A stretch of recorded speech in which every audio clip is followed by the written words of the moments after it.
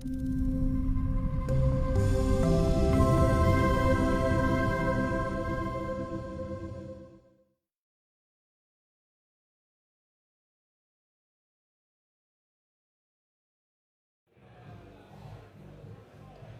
to Tuesday night at Funded House. Here with the folks from Media Tech Ventures. My name is Ted Cohen. I work on digital entertainment and getting everybody in the digital ecosystem to play nice in the sandbox. We have a couple guests with us here tonight. Why don't you introduce yourself? What do you do? And the thing I always like to ask people, how did you get started in doing what you're doing now? Who gave you your break? Who mentored you, or who said, okay kid, come in tomorrow and whatever? You know, whether it was in a band, working in a TV station, working at a tech company, who basically made sure that you're not selling insurance for, John Hancock. Thanks, Ted. My name's Dominic Morella. I am a consultant with Paro. What we do, we're an outsourced finance department for startups and hypergrowth companies. I got my start, it's funny you mentioned the reason I'm not selling insurance, because one of my first job interviews was with a large insurance company, and when talking to a mentor, he said, that's a puppy mill of financial advisors, which got me thinking a little bit outside. So I spent some time in the commodities futures realm in Chicago. I was a partner at a small CBOE? firm. We had a lot of contacts at CBOE. We had an office in that building for a little while, but eventually I moved on earlier in 2018. Again, now found myself at Paro, where I work with small businesses in their accounting and finance department. So still in the finance realm, having managed a lot of the back office work, I understand what struggles small businesses have in dealing with their accounting and finance as far as process, fundraising, etc. So I work with CEOs, entrepreneurs, etc. in optimizing those processes. Cool. Wow, that's impressive. Like, I wish I could match your introduction. My name is Arzish. I run this organization in Pakistan, the country called Ijad Labs. And we essentially host events, conferences, and different programs aimed at developing external trade for technology companies in Pakistan. Right? So one of the things that we do is we bring a group of entrepreneurs, changemaker corporates from across Pakistan, different cities, to Silicon Valley, to Barcelona, to other developed tech ecosystem around the globe.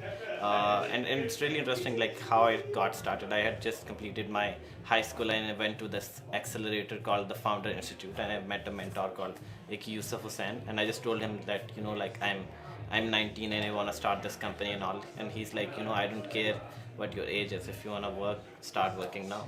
And here we are. Very cool. So what are some of the challenges you faced with,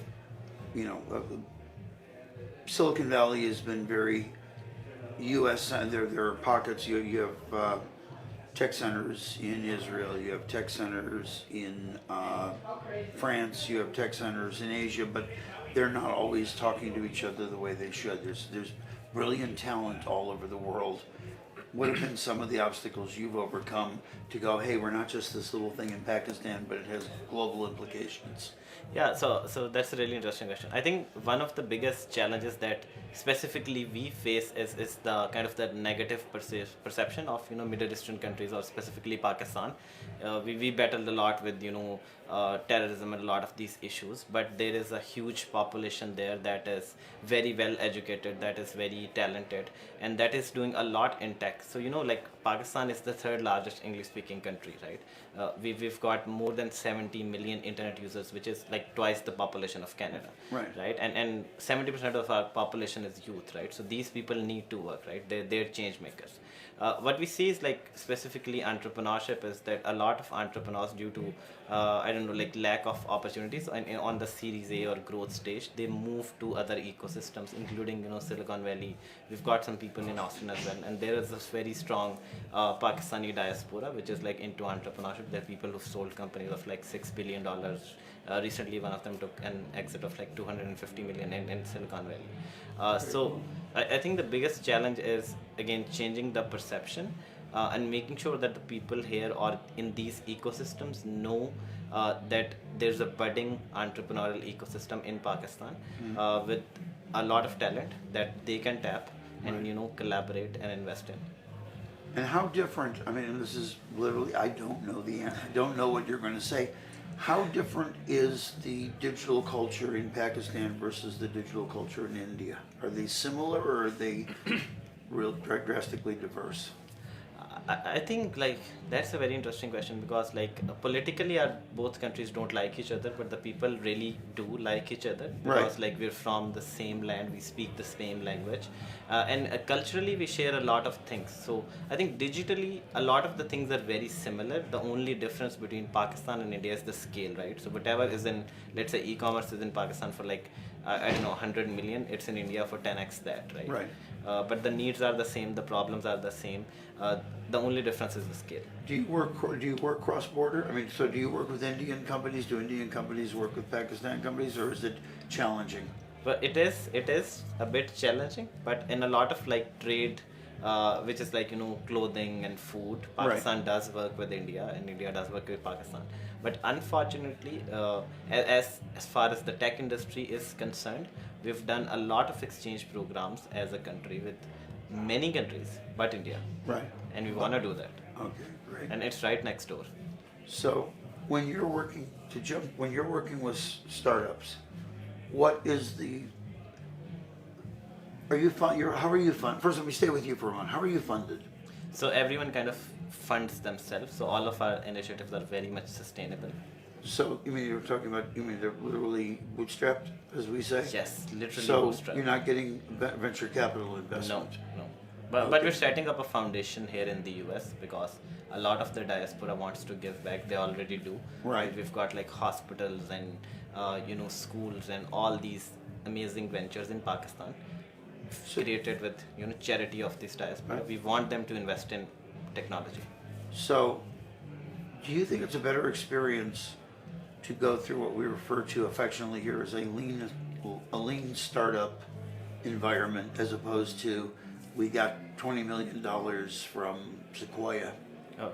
and 6 months later, where'd the money go? And that he's supposed to make sure that 6 months later there is money there. I've been involved with very lean ventures. I've been involved with the most over the top, just spending money on everything. And I think, in my experience, the most successful companies are the ones that did it with less and really focused, as opposed to what kind of chairs they had in the office, what kind of cars they drove, whatever.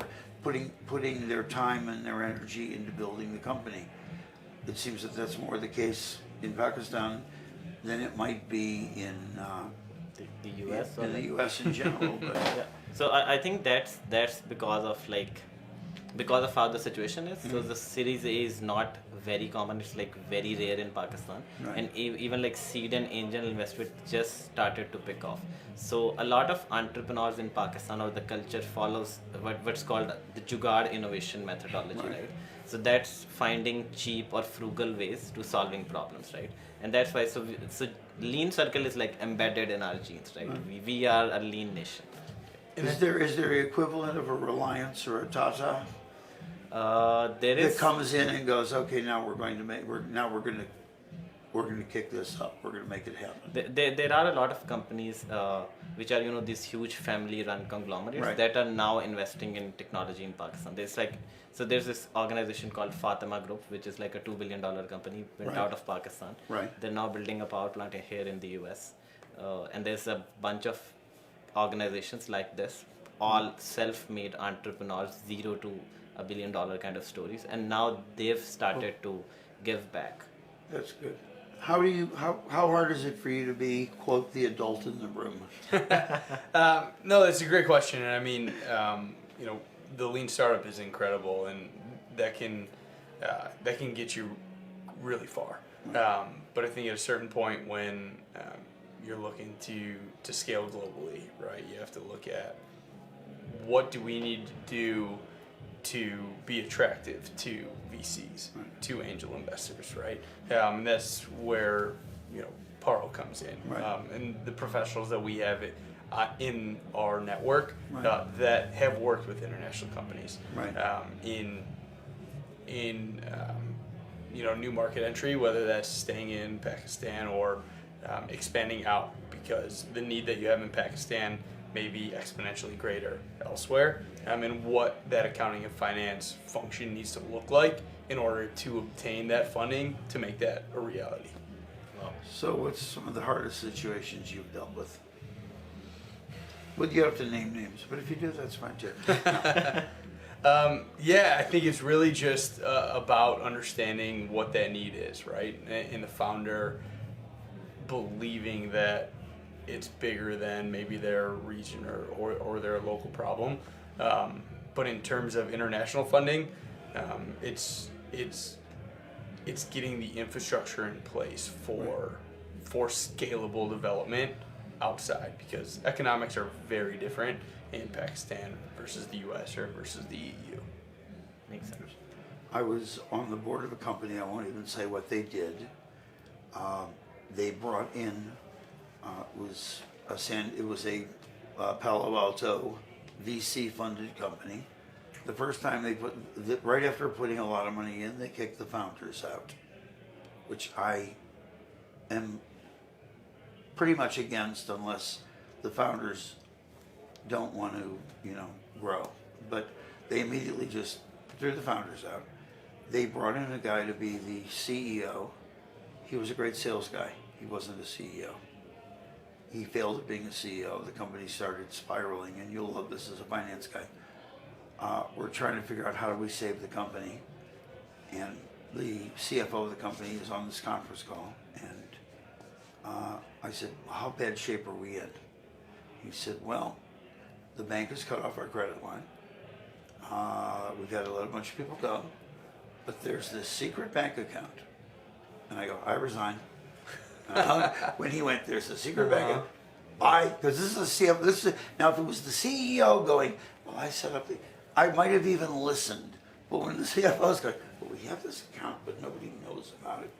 And I've seen in most of the startups that I work with over the years that it's like they don't want to be told that they're on an allowance. They don't want to be told they can't have it. They don't want to be told. But the most successful companies, like I'm on the board of a company called Lyric Find, which is the global lyric service. It was profitable in its third month. The co-founders took a $5,000 loan from their parents, and that was it. There's never been an investment, and they've run a very lean and very organically grown the company, and they were cash positive in 3 months, and they've been cash positive since. We turned down funding because we thought it would actually spoil the culture. We didn't need, somebody's going to buy us a building and whatever. No, it's fine. So when I have my choices when I'm working with companies, I want them to be funded enough that if I'm going to advise them, they could actually pay me what they say they're going to pay. But I will scale it down so, I only want this kind of retainer right now, and as you grow, we'll figure it out. Well, I mean, that's huge, because I know with the landscape today, everybody sees the unicorns. Everybody wants to be the next unicorn, and the more funding you get, the higher your reputation, right? The higher your pedigree. But you have to realize that more funding doesn't mean a better run company, right? So part of what we do is help explain with our clients what is actually necessary to obtain your goals, right? Do you need $5 million if really what it's only going to take is 1.5 or 2 to get you through these next couple years until you're hitting the ground running? The counterpoint that I hear, and I'd love your opinion on this, is they're actually suspect if you go, look, we don't need 2 million, we only need $500,000. They go, how are you going to do this on $500,000? So that psychologically it's better to ask for $1 million than it is to ask for $500,000, because nobody's running a company on $500,000. Well, on $500,000, and yet these particular people believe, no, we can do it because we've laid it out. We don't need to spend. We don't need to be in expensive space. We don't need to do whatever. And they go, actually, it's going to be harder to help you raise $500,000 than it would be to raise $1 million or $2 million. Sure. Well, I think with the right partners and with the right targets on what that fundraise is going to be used for. Right.